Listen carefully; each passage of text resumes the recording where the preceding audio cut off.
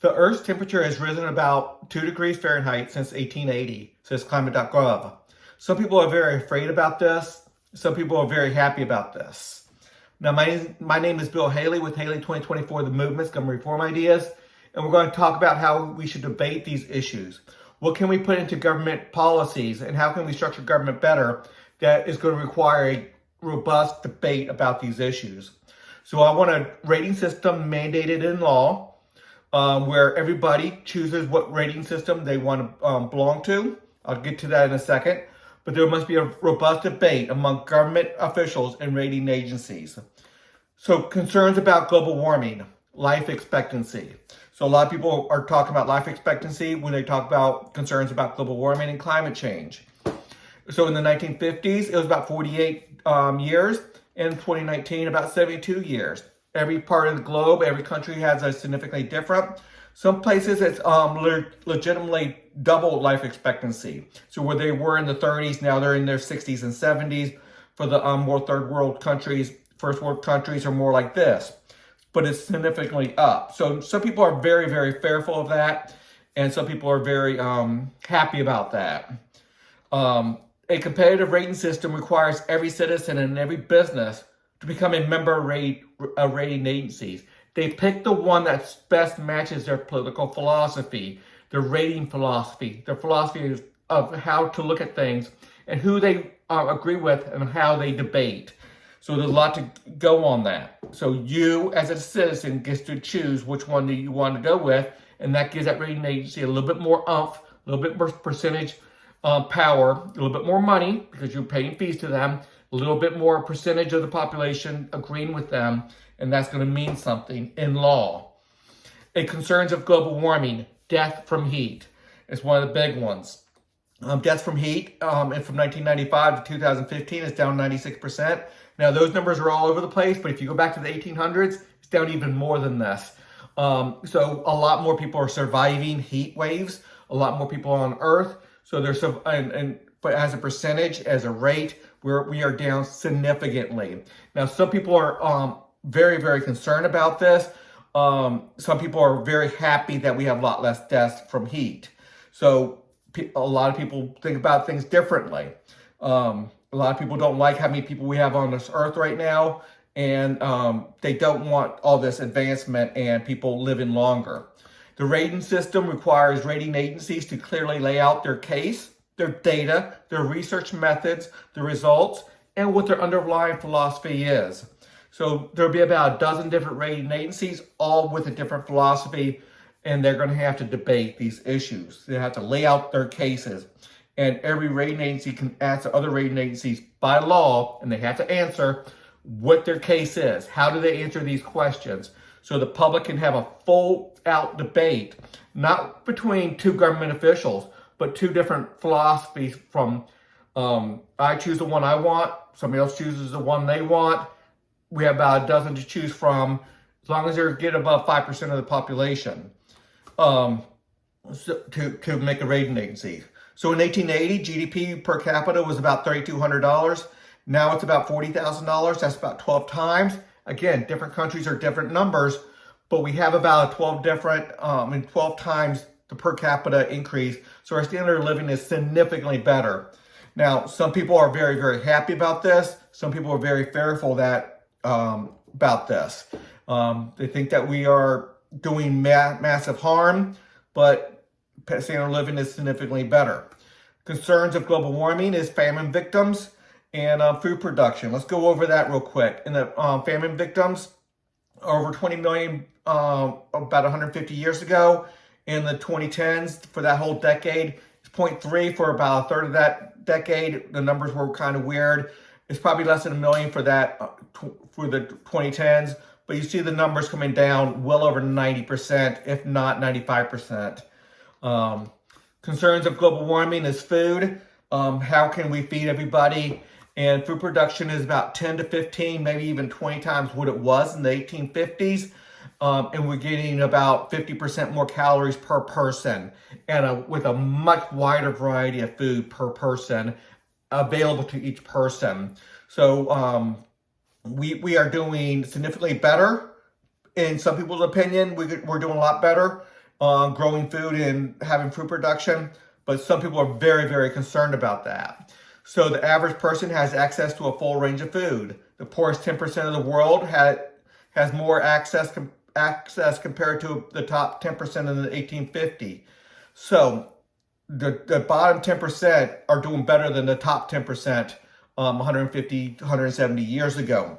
So some people are very, very fearful of that. Some people are very, very happy about that. So each person gets to decide what rating agency, and the rating agency is going to say, we're happy with that. Other rating agency is going to say, we're very concerned. Food production and security is highly significant, or significantly higher. So again, are you happy about that, or are you fearful about that? Concerns of global warming. How many people can the Earth support? So 1.2 billion people in 1850, and 2 degrees warmer is supporting about 7.8%. I mean 7.8 billion. 6 to 7, sometimes you get up to 10 times more people, depending on what year you want to go back to. If you go back to about 1800, you're literally about 8 times more people. So you see the numbers here. We can hold a lot more people on Earth. Earth can support more people. Some people are extremely fearful about that. Some people are very happy that the Earth can support more people. While temperatures may play a part, both positive and negative, all the rating agency is going to say, well, is this really the temperature? Is the temperature and the climate change that what made the difference? What made the difference between death from extreme weather events going down 98%? What made that difference? Is it the temperature going up 2%? You can make a claim, you can make some arguments about it. But what's some of the other arguments that can be made to explain why there's such a difference in the food production, in the Earth's capacity to hold more people, more Earth's capacity to supply more food and everything? Well, other reasons could be the U.S. Constitution, the First Amendment, the Second Amendment, the Fourth Amendment, the 10th Amendment, the 13th and the 14th Amendments are huge. Getting rid of slavery around the world, the 13th Amendment, and our model, and other people's model as well. Some other countries did it before we did in America, but these amendments and this simple structure of the Constitution did a tremendous amount. Some people can argue. I would like to argue some of those cases myself, but I would go with the rating agency that argue that these are some of the more important reasons why we had those changes. Other reasons could be the nuclear bomb. I think it stopped war to a tremendous degree. A lot less people per capita as a rate of people on Earth dying in war has been significantly reduced since 1945 when the first nuclear bomb fell. Fossil fuels, free enterprise, plastics all came into play in making life better, in my opinion, better. And some people is very fearful, very bad that some of these things happened. And but I can make my case. My rating agency can make the case. Another person can make their case. Well, these things made Earth and people, humans, and the Earth significantly better or significantly worse. I look at the statistics and I say a lot of things that got better, and I can make the case that some of these things made it better. Better and more important than the climate change, global warming, and the like. Not that that didn't make any difference, but we can make other arguments. Other people can make the debate. So the rating agencies, people's percentages surrounding that, what percentage does every rating agency have? And then you come to a conclusion when everybody's forced to answer those questions. Every rating agency would have to fully debate every aspect of these issues with other rating agencies on every viewpoint.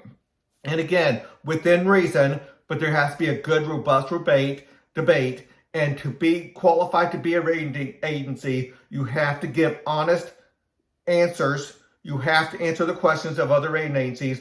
You have to answer the questions and the points that they make, and you have to make your case. You don't have to agree, but you have to make your case. That's part of the requirement to be an official rating agency that everybody has to belong to. Now, monopolized government, in my view, after the legislation goes through, would not be able to do any action without a full debate and a continued debate of all the issues. So So you cannot have a legislation dealing with some of these issues, dealing with global warming and fossil fuel and all these other things that we're legislating without a full debate. So it's highly important that we have that debate where the judges and the legislators get all the viewpoints from every aspect, from every viewpoint. Judges will have a ratings from all viewpoints, and the judges must use those ratings to determine if a monopolized government may legislate or how they legislate.